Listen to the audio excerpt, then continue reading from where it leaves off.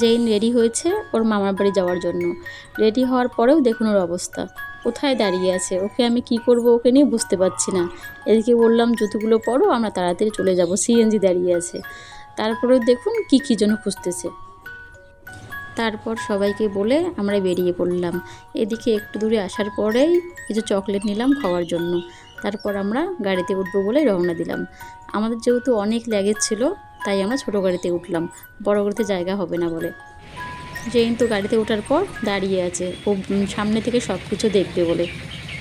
Zain যেহেতু river খুব পছন্দ করে, তাই আমি ওকে তোরসা ব্রিজটা দেখিয়ে দিলাম। একটু পরে আসলো পুন্ডিবাড়ি। এটা হলো এগ্রিকালচার কলেজ। এখানে কৃষি নিয়ে পড়াশোনা করা হয়। খুব সুন্দর দেখতে, দেখতে অনেক ভালো। তারপর আমরা পৌঁছে গেলাম খাগড়াবাড়ি চৌপতিতে। এই খাগড়াবাড়ি চৌপতি হলো কোচবিহারের মধ্যেই পড়ে। একদিকে যেতে হয় নিউ কোচবিহার, একদিকে আলিপুরদুয়ার, একদিকে শিলিগুড়ি, আর এই দিকটা হলো আমাদের কোচবিহার শহর। এটাই হলো কোচবিহার গেট। এই গেট দিয়েই আমরা কোচবিহারে প্রবেশ করব। তারপর আমরা পৌঁছে গেলাম বাস স্ট্যান্ডে। যেই দেখুন বসে আছে, বাস আসার অপেক্ষা করছি। আমরা একটু পরেই বাসে উঠে পড়বো দিনহাটা যাওয়ার উদ্দেশ্যে। জেইন বাসে উঠে পড়েছে। হ্যাঁ হ্যাঁ, রাজবাড়ি। ও রাজবাড়ি খুব পছন্দ করে, আমরা যখনই যাই ও রাজবাড়ি দেখে। এদিকেও আমাকে দেখিয়ে দিচ্ছে, মা এই দেখো রাজবাড়ি। ওকে আমি জানালার ধারে বসিয়ে দিয়েছি, ও রাজবাড়ি দেখছে। ও খুব পছন্দ করে এত বড় রাজবাড়ি। ও তো আসলে যেতেই চায় না, ওর নাকি খুবই পছন্দ। অবশ্য আমাদের সবারই পছন্দ রাজবাড়ি।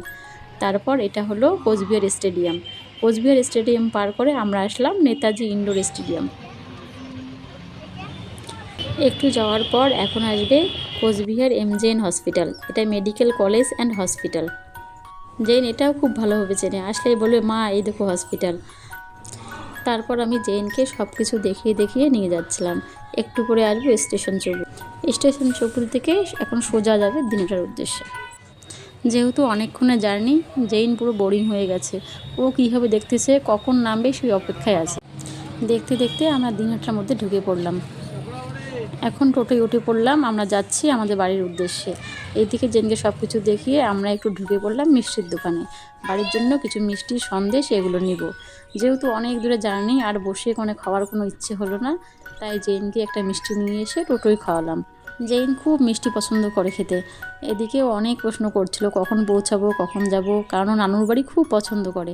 ও এত পছন্দ ও আর ধরে রাখতে পারছে না। আর ওর নানু বারবার ফোন করছিল আমরা কোথায় আছি। এদিকে আমরা বাড়ির পাশে বাজারে পৌঁছে গেলাম। এখানে আমরা তরমুজ নিব, তাই ও দাঁড়িয়ে আছে তরমুজ নেওয়ার জন্য। তরমুজ নেওয়ার পর আমরা টোটোয় উঠলাম বাড়ি যাব বলে। সত্যি এখন মনটা পুরো হালকা হয়ে গেল। নিজের এলাকা বলে কথা, যেখানে ছোট থেকে বড় হয়েছি সেখান থেকে দূরে থাকি এখন। নিজের জায়গা দেখে সত্যি মনটা ভরে গেল, খুব আনন্দ হচ্ছে। অবশেষে আমরা বাড়ি পৌঁছে গেলাম।